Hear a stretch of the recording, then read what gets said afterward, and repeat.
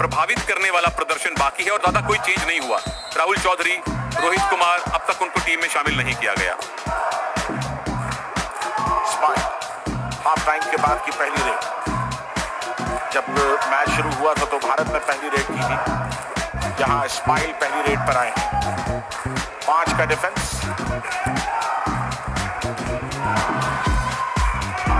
Court में इस समय मुख्य रेडर सिर्फ एक कृष्ण डेवाडिगा हैं। दीपक हुड्डा और संदीप नरवाल 2 ऑलराउंडर्स मौजूद हैं।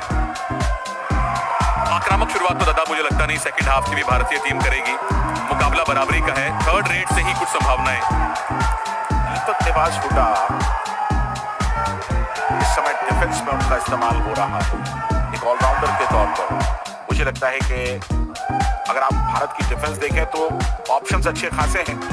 शायद एक बेहतर रेडर को ला करके यहाँ पर कुछ कहानी बदली जा सकती है, लीड दी जा सकती है। अगर मैच जीतना है तो ज्यादा पॉइंट आप रेडिंग में ही स्कोर कर सकते हैं। और राहुल चौधरी ने पिछले मैच में एक पैच ऐसा आया था कि 3 मिनट में थाईलैंड को ऑल आउट कर दिया था और राहुल चौधरी की एक भी झलक कोर्ट में नहीं देखी है। फजल अत्रा चली इस समय हाफ टाइम के बाद। दोनों ही टीमों ने अब तक एक भी पॉइंट हासिल नहीं किया है, यानी कि डू और डाई रेड्स का अब समय आएगा। ईरान के पूर्व कोच केवल चंद सुतार से ज्यादा कुछ दिन पहले मैंने बात की थी। उन्होंने कहा था कि इस बार आपको एक सरप्राइज देखने को मिलेगा। फजल अत्राचली पहले के मुकाबले ज्यादा रेडिंग में जाएंगे और वो कर रहे हैं, क्योंकि ये जो ईरान हमेशा सरप्राइज करने की कोशिश करता है भारत को, ताकि उनसे पुरानी हारों का बदला ले। और फजल ने जो राजस्थान में भी इनके प्रैक्टिस मैच हुए थे उसमें रेडिंग की खास तौर पर ट्रेनिंग की थी। संदीप नरवाल, अगर फजल अत्राचली वहां से रेड पर आए तो यहाँ संदीप नरवाल रेड पर आए हुए हैं। संदीप की यूटिलिटी है रेड में, और खासतौर से इस तरह के डिफेंस में वो डिफेंस को हिलाकर एक आध पॉइंट टच करके निकल सकते हैं। कोच खुश नहीं, वो इसलिए क्योंकि ये फिलहाल जो है डुओ डाई रेड ईरान की है। अगली भारत की डुओ डाई रेड आएगी। अगर संदीप पॉइंट ले आते तो भारत की डुओ डाई रेड ना आती। हानि अस्तरोग डुओ डाई में आए हैं, डिफेंस को संभाल करके खेलना होगा। सामने गए, जबरदस्त ब्लॉक किया गिरीश एर्नाक ने। गिरीश का ये तीसरा टैकल पॉइंट है इस मैच में।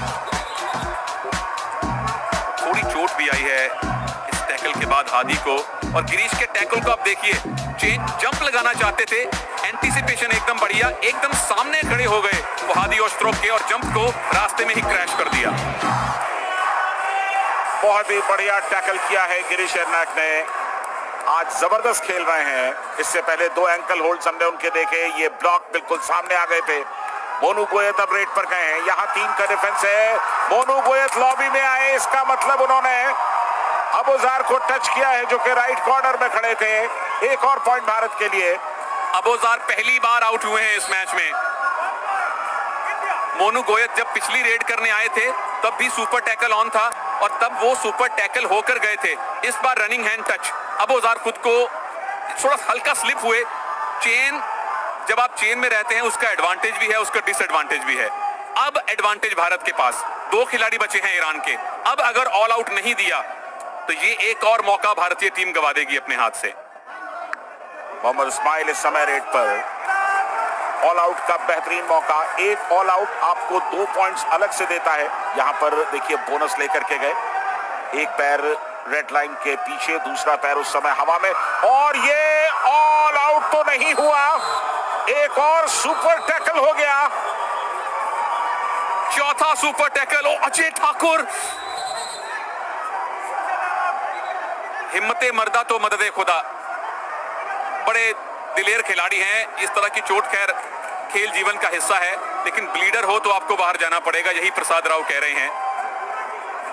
ना केवल ये टैकल खतरनाक था दादा, टैकल करने के बाद अंपायर की लगातार विसल बजते रहने के बावजूद डिफेंडर्स ने रेडर को छोड़ा नहीं। और जब अंपायर की विसल बजे, छोड़ना जरूरी होता है, चाहे रेडर वापस जा सके या ना जा सके। अंपायर का काम है किसी भी खिलाड़ी की सेहत का ख्याल रखना, क्या ताकि उसको इंजरी ना हो। इसीलिए वो जल्दी विसल बजाते हैं ताकि इंजरी ना हो जाए। और 3-3 विसल बजने के बावजूद ईरान के डिफेंडर्स ने छोड़ा नहीं है, और भारतीय टीम को चाहिए इसका प्रोटेस्ट करें।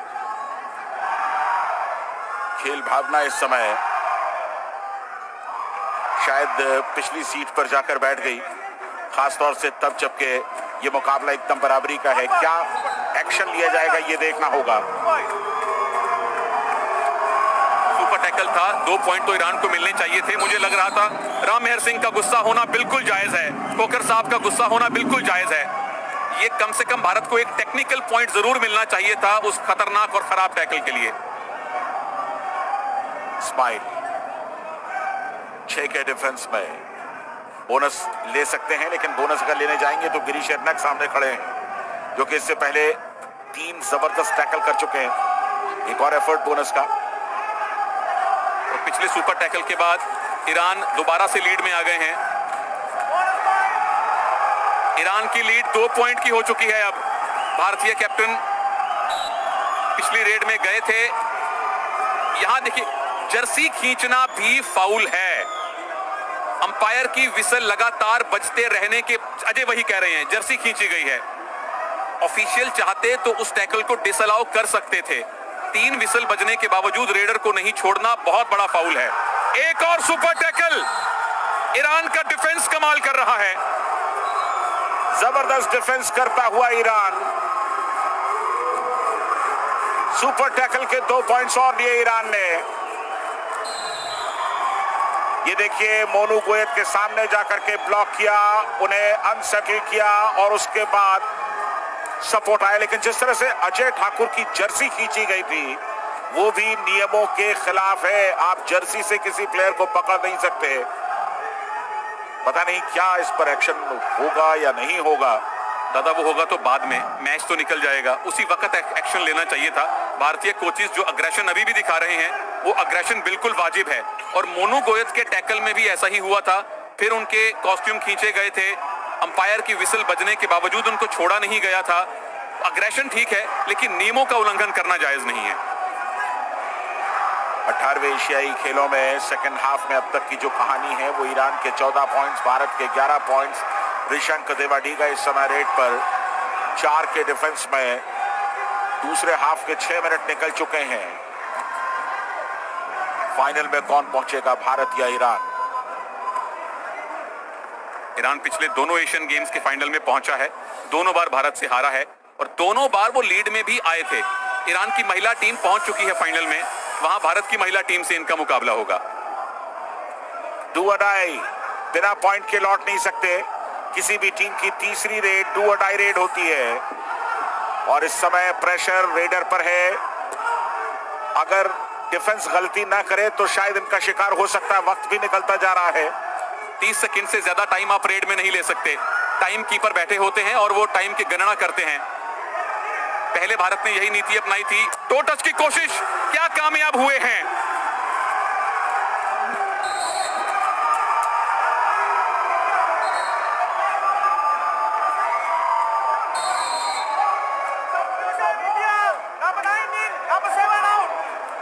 आखिरकार एक सब्स्टिट्यूट हो रहा है और टो टच बिल्कुल नहीं हुआ है, बिल्कुल भी नहीं हुआ है। उल्टा मुझे लग रहा है कि मोहसिन का पैर लॉबी में गया है। वो नहीं भी गया तो भी वो आउट है, क्योंकि डू और डाई रेड थी। बिल्कुल, डू और डाई रेड में पॉइंट्स अगर नहीं लाएंगे रेडर तो उन्हें बाहर जाना पड़ेगा और शायद इसीलिए इतनी गंभीरता से कस्में खाई जा रही थी। अजय ठाकुर के रिवाइवल की बारी थी दादा। तो जब कोई खिलाड़ी को सब्स्टिट्यूट करना हो तो उसके रिवाइवल का इंतजार करना पड़ता है। अजय ठाकुर के रिवाइवल का टाइम आया तो उनकी जगह प्रदीप नरवाल को सब्स्टिट्यूट करके भेजा गया है और वो आते ही रेड में है। यहां एक बार फिर सुपर टैकल की सिचुएशन बनती हुई, जो कि काफी खतरनाक भारत के लिए अब तक साबित हुई है। कुल मिलाकर राइट कॉर्नर पर देखिए 5 सुपर टैकल अब तक हो चुके हैं, यानी कि 10 पॉइंट्स सिर्फ सुपर टैकल के जरिए दिए गए हैं। तो यहाँ प्रदीप ने अच्छा काम किया, कोई रिस्क लिया नहीं। अभी 12 मिनट से ज्यादा का टाइम बाकी है। 2 बार भारत को मौका मिला है ईरान को ऑल आउट करने का। 2 बार वो ईरान को 2-2 खिलाड़ियों तक धकेल चुके थे। दोनों बार वो मौका गंवाया गया है और उसका परिणाम ईरान 2 पॉइंट से आगे है। ये देखिए यहाँ पर टो टच का एफर्ट, फिर कस्में, पता नहीं वो झुकते हैं और उसके बाद कस्में खाना शुरू कर देते हैं। देखना होगा। दोनों का दावा है वीडियो रेफरल का। इस बार ईरान के रेडर का दावा सही माना गया है, यानी इस बार गिरीश एर्नैक को बाहर जाना होगा। यानी लीड 3 पॉइंट की, इस बार टो टच हुआ है, कोई शक नहीं। ऐसे टो टच पर तो डिफेंडर अगर कहे टच नहीं हुआ तो वो भी हैरानी की बात है, क्योंकि डिफेंडर को पता रहता है कि मुझे टच किया गया है या नहीं। मैंने पहले ही कहा सुनील कि खेल भावना पीछे की सीट पर जाकर बैठ गई है, और जिस तरह की टेंस्ड मोमेंट्स हैं, तनाव के क्षण हैं, ये देखिए प्रदीप नरवाल का भी टैकल हो गया। ऐसा बहुत कम देखने को मिलता है कि कोई टीम सिर्फ डिफेंस कर करके लीड अपनी बनाए और उसको मेंटेन रखे। ईरान के रेड में बमुश्किल 4 या 5 पॉइंट हैं, 4 पॉइंट हैं, बाकी 12 पॉइंट डिफेंस में हैं। 12 में से 10 पॉइंट सुपर टैकल से हैं। ये तो खैर एक रेगुलर टैकल था, लेकिन वो भी कमाल का है। अब तक मुझे दादा राहुल चौधरी की झलक नहीं दिखाई दी है। बाकी रेडर अगर नहीं चल पा रहे तो राहुल चौधरी या रोहित कुमार बेंच पर बैठे क्या कर रहे हैं? कम से कम राहुल चौधरी को मौका दिया जाना चाहिए था। दीपक निवास फुटा डिफेंस में है, उनकी मौजूदगी को समझा जा सकता है, लेकिन राहुल चौधरी को आप अंदर क्यों नहीं ला रहे? थोड़ा सा तो आप मौका दें उन्हें। शायद हो सकता है कि इस मुकाबले में थोड़ा सा आप चेंजेस देखने लगे। आखिरी 11 मिनट हैं।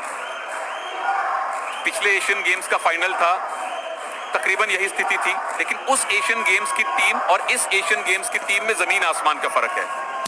तकरीबन सारे भारतीय खिलाड़ी पहली मर्तबा एशियन गेम्स में आए हैं।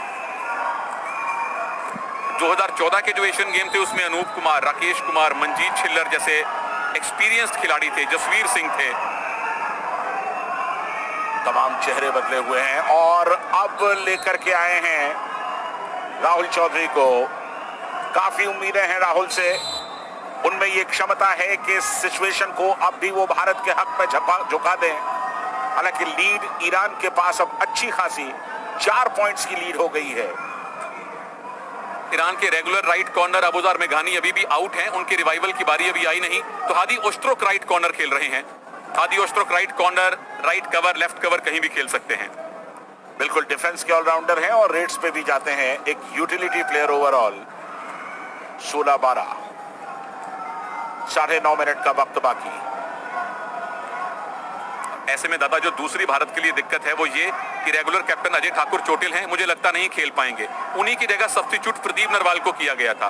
तो टीम में इस समय जितने खिलाड़ी मौजूद हैं, कप्तानी का अनुभव राहुल चौधरी को है, सबसे ज्यादा अनुभव उन्हीं को है। लगातार अपनी टीम की कप्तानी की है उन्होंने लीग्स में।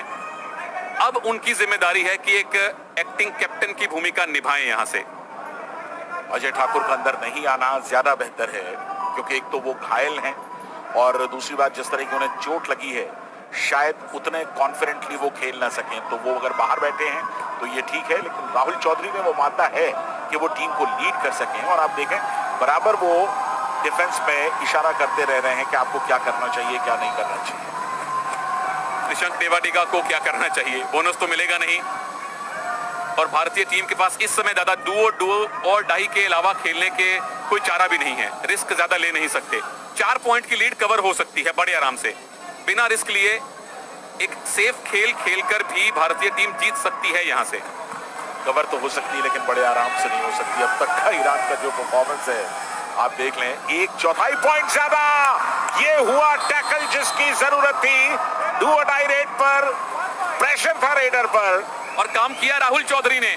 राहुल चौधरी भले ही रेडर हों, लेकिन अपने करियर की शुरुआत उन्होंने राइट कॉर्नर से की थी। कॉर्नर वाला काम किया, चेन छोड़ी, नीचे झुके, एंकल होल्ड किया और बताया कि एक्सपीरियंस्ड खिलाड़ी का तजुर्बा क्या होता है। इनको पहले भेजना चाहिए था कोर्ट में। मोनू गोयत लगातार टैकल हो रहे हैं। वक्त आ गया है कि इनकी जगह रोहित कुमार को अंदर भेजा जाए जब इनके रिवाइवल का समय आए। तो 4 पॉइंट का फासला पहले था। ये देखिए मोनू गोयत गए, क्या सोच रहे थे, क्यों उन्होंने इस तरह से, इतना अंदर जाने की जरूरत क्या थी मोनू गोयत को? और अगर कहीं भी थे अंदर, कम से कम फुटवर्क तो करते। लेफ्ट कॉर्नर के सामने बिल्कुल खड़े हो गए। नतीजा 4 पॉइंट की लीड ईरान की बरकरार है। इस्माइल एक बार फिर रेड पर। 4 का डिफेंस है। इस्माइल के लिए पॉइंट लेना आसान नहीं होगा, लेकिन इस्माइल को टैकल करना भी आसान नहीं होगा, क्योंकि बीच में काफी गैप होगा। लेफ्ट और राइट में 2 चेन्स हैं। ये रेड मुझे लगता है खाली जाएगी। ईरान की स्ट्रेटजी एकदम साफ है। वो डुओ डाई रेड पर खेलेंगे। उनको गेम का पेस बढ़ाना नहीं है, 4 पॉइंट की लीड को मेंटेन रखना है बस। गेम का पेस बढ़ाना है तो भारत को, और अगर गेम का पेस बढ़ाने जाते हैं उसमें और पॉइंट लूज करने के आसार हो सकते हैं। राहुल चौधरी एक क्षण के लिए थोड़ा सा डिसबैलेंस्ड हुए, लेकिन तुरंत संभले। बहुत जबरदस्त डिफेंस खेल रहा है, पॉइंट लेना आसान नहीं है राहुल के लिए। और देखिए डिफेंस उन पर अटैक कर नहीं रहा है, लेकिन अगर करेगा तो सामूहिक अटैक होगा, ये मानकर चलिएगा। और अबोजार अंदर आ चुके हैं, दोनों रेगुलर कॉर्नर इस समय पोजीशन में हैं। राहुल इनके खिलाफ कई बार खेल चुके हैं। क्या हैंड टच हुआ? बिल्कुल हुआ। अबोजार को बाहर जाना पड़ेगा। अबोजार दूसरी बार इस सेमीफाइनल में आउट हुए हैं। अबोजार को बिल्कुल टच हुआ है। राहुल चौधरी एकदम ठीक कह रहे हैं। आप जब कैमरे में देखेंगे तो शायद ये बात आपको क्लियर हो जाएगी। हल्का सा टच जर्सी में हिला है। रेडर को इल्म हो जाता है, क्योंकि अगर उसने किसी ऑब्जेक्ट को छुआ है तो उंगलियों को स्पर्श पता लग जाता है। फासला घटता हुआ 3 पॉइंट का। और ये देखिए इस समय प्रेशर इस्माइल नबी बख्श पर भी बनता हुआ। इस्माइल नबी बख्श इस टीम के उन 6 खिलाड़ियों में से एक हैं। क्या टच किया गया है? बहुत कॉन्फिडेंट है इस्माइल। दीपक कह रहे हैं अगर टच किया है तो लॉबी में जाइए, और उनका दावा बिल्कुल सही था। इस्माइल नबी बख्श का दावा सही था। रनिंग हैंड टच बिल्कुल हुआ है। सबसे बड़ी बात कि नबी बख्श जितना अंदर चले गए थे सुनील, मुझे लगता है कि यहां से आना चाहिए था लेफ्ट कॉर्नर को। यहां पर थोड़ी सी ढिलाई हुई है डिफेंस में। बिल्कुल हुई है, और इतना बड़ा टच था उसको तो खैर झुटलाया जा ही नहीं सकता। वहां से बिल्कुल लेफ्ट कॉर्नर से दौड़ लगानी चाहिए थी। बहुत ज्यादा अंदर वो चले गए थे। ये दौड़ लगाई है फजल ने, और ये कॉन्फिडेंस है। लीड 5 पॉइंट की हो गई। ईरान की लीड 5 पॉइंट की हो चुकी है, और ऋषंक देवाडिगा भी बाहर जाएंगे। ऋषंक देवाडिगा को डैश कर दिया गया है। फजल ने दिखाया कि लेफ्ट कॉर्नर रेडर का पीछा कैसे करता है, जो भारतीय टीम से नहीं हुआ था। ये कॉन्फिडेंस है। भारतीय टीम के कंधे झुके हुए हैं। ईरान की टीम का कॉन्फिडेंस हाई है, इसीलिए उनका डिफेंस इतना ज्यादा ऑर्गेनाइज तरीके से खेल रहा है। ओह, गिरीश एर्नाक वहां गलती की उन्होंने। इससे पहले बेहतरीन डिफेंस किया। ये होता है आपकी बॉडी लैंग्वेज, आपकी मानसिक दशा। जब आप एक बार थोड़ा सा दबाव में आ जाते हैं तब आप इतने ज्यादा दबाव में आने लगते हैं कि फिर मुश्किलों का पहाड़ खड़ा हो जाता है। हर कोई इस समय टेंस्ड है, जबकि आपको खामोशी के साथ सोचना चाहिए, स्ट्रेटेजी बनानी चाहिए कि कैसे आप इस मुकाबले को ईरान के जबड़े से निकालेंगे। स्ट्रेटेजी एकदम साफ है दादा। ईरान की 5 मिनट यानी 5 से 7 रेड, यानी ज्यादा से ज्यादा 2 डुओ डाई रेड आएंगी। उनको अपनी रेडिंग में रिस्क नहीं लेना है, और अपने डिफेंस में पॉइंट लूज नहीं करने हैं। अबुल फजल मकसूदलू रेड पर हैं। 3 का डिफेंस है। सुपर टैकल की गुंजाइश है, लेकिन भारतीय डिफेंस मुझे पिछले 3-4 मिनट में बिल्कुल भी एक्टिव या उस तरह के कलेजे के साथ दिखाई नहीं दे रहा। और 3 में से 2 रेगुलर कॉर्नर थे। एक बढ़िया खिलाड़ी जो टैकल कर सकते थे, राहुल चौधरी। कोर्ट पर एक ही मेन रेडर बाकी। फाइनल 5 में मैच जा चुका है। राहुल चौधरी अगर यहां आउट होते हैं तो भारतीय टीम संकट से गिर जाएगी। लगातार वक्त निकलता जा रहा है। बोनस की कोशिश की, और इसके साथ ही राहुल चौधरी को भी टैकल कर लिया गया। लेकिन ये टैकल देखिए, उनकी शर्ट वगैरह सब उतर गई। इस तरह के टैकल्स कबड्डी में काफी ऊपर तक खींच दिया था। बोनस के लिए कोशिश की थी। फजल अत्राचली उनके एस्केप रूट के ठीक सामने खड़े थे। यहां भारत के 2 रेगुलर कॉर्नर हैं, लेकिन ईरान के रेडर इस्माइल नबी बख्श को पता है कि अंदर नहीं जाना। 4 मिनट में 6 पॉइंट की लीड उनको मेंटेन करनी है, और वो आराम से कर सकते हैं। अब भारत को ऑल आउट जाना पड़ेगा, जोखिम उठाना पड़ेगा। एक रेडर को अंदर भेज के उसे ऑल आउट खिलवाना पड़ेगा। अब आप डिफेंसिव अप्रोच के साथ नहीं रह सकते, और इसके साथ ही क्या भारत ऑल आउट हो चुका है। ओह, 10 पॉइंट का फासला ईरान के फेवर में। 4 मिनट का वक्त बाकी। 18वें एशियाई खेलों का सबसे बड़ा अपसेट यहां हम होते हुए देख रहे हैं। किस तरह से डैश कर दिया, लेकिन डैश हुआ नहीं। डैश होने से पहले आउट होने से पहले अपने एक हाथ लॉबी से पार कर लिया। 2 पॉइंट एक्स्ट्रा मिले और 10 पॉइंट की लीड ईरान ने बना ली। लीड हो गई 11 पॉइंट की। भारतीय रेडर्स की बॉडी लैंग्वेज और ईरान के डिफेंडर्स की बॉडी लैंग्वेज दिखा रही है कि एशियन गेम्स के इतिहास में संभवतः पहली बार भारतीय पुरुष कबड्डी टीम फाइनल में नहीं पहुंचेगी। 3 मिनट में 12 पॉइंट हासिल करने हैं तो हर एक रेड में आपको सुपर रेड करनी होगी। सुपर रेड तो छोड़िए, भारत ने अब तक लिए ही सिर्फ 14 पॉइंट हैं। दूसरे हाफ में तो कहानी तकरीबन बंद है। आप देखें 9-9 में पहला हाफ खत्म हुआ था, उसके बाद 5 पॉइंट भारत ने लिए हैं और 16 पॉइंट ईरान ने लिए हैं, यानी कि दूसरा हाफ पूरी तरह से डोमिनेट किया है ईरान ने। भारतीय रेडर्स का प्रदर्शन आशा से बहुत नीचे रहा है, उनकी अपनी कैपेसिटी से, अपनी कैपेबिलिटी से बहुत नीचे रहा है। आप नाम गिनिए, प्रदीप नरवाल, मोनू गोयत, राहुल चौधरी, अजय ठाकुर, रोहित कुमार, ऋषंक टेवाटिगा और राजूलाल चौधरी भी रेडर ही गए हैं, जिसमें से रोहित कुमार के दर्शन नहीं हुए। प्रदीप जब रेड करने आते हैं इस तरह से शिकार होकर जाते हैं। मोनू गोयत लगातार टैकल हुए हैं, अजय ठाकुर लगातार टैकल हुए हैं। ईरान के डिफेंस ने आज भारतीय रेडर्स को इतनी बुरी तरह से प्रेशर में डाल रखा है, प्रदीप नरवाल के कदम नहीं चल रहे। अबोजार मेघानी उनको बॉक लाइन के आगे आके टैकल कर रहे हैं। दोनों ही खिलाड़ियों के कॉन्फिडेंस में आसमान पाताल का अंतर है। और ये तब होता है जब आप इस तरह से लीड कर रहे हो और लीड अब इतनी ज्यादा हो गई है, सिर्फ 2 मिनट का वक्त बाकी है। हम सब यहाँ पर एक नया इतिहास बनते देख रहे हैं कबड्डी में, और खास तौर से वो इतिहास भारत के लिए शुभ नहीं है। 8वें गोल्ड की तलाश में भारत का सफर यहाँ सेमीफाइनल में खत्म होने वाला है। क्या कोई चमत्कार इन 1.5-2 मिनट में होगा? दादा, आपको याद होगा प्रदीप नरवाल ने एक मैच में एक रेड में 9 पॉइंट लिए थे, वो यहाँ होने नहीं वाला है। 2 पॉइंट मिल गए हैं ऋषंक टेवाटिगा को, लेकिन दिक्कत की बात यह है कि भारत को यहाँ से ज्यादा 2 या 3 रेड मिलने वाली हैं, और 3 रेड में अगर आपने 9 पॉइंट हासिल करने हैं तो हर रेड सुपर रेड होनी चाहिए, उसके आसार है नहीं। ओह, सबसे बड़ा अपसेट अब तक का। भारत बिल्कुल कबड्डी के इवेंट से बाहर निकलने के नजदीक। ऋषंक टेवाटिगा सब कुछ झोंकना चाह रहे थे, लेकिन ये डिफेंस जो कि लगातार यूनाइट होकर खेल रहा है, उसने इस रेड के कामयाब होने की किसी भी संभावना को खारिज किया। ईरान की महिला टीम कबड्डी के फाइनल में है, ईरान की पुरुष टीम कबड्डी के फाइनल में जाने से 1 मिनट दूर है, और ऐसा पहली बार होगा कि भारत पुरुषों की कबड्डी के फाइनल में नहीं पहुंचा और गोल्ड मेडल नहीं आएगा। यह बात अब तय हो चुकी है। कारण भारतीय रेडर्स का फ्लॉप शो, दूसरा कारण ईरान के डिफेंस का अपने कद से कहीं ज्यादा बेहतर खेलना। शायद वो पूरे एशियन गेम्स इसी मैच का इंतजार कर रहे थे, जब उनको अपनी पूरी ताकत लगानी थी, और उनके उस जज्बे को, उनके उस कमाल के डिफेंस को सलाम है। 2 मर्तबा उन्होंने खेल भावना को कुचला है, उसके लिए भी उनकी आलोचना होनी चाहिए।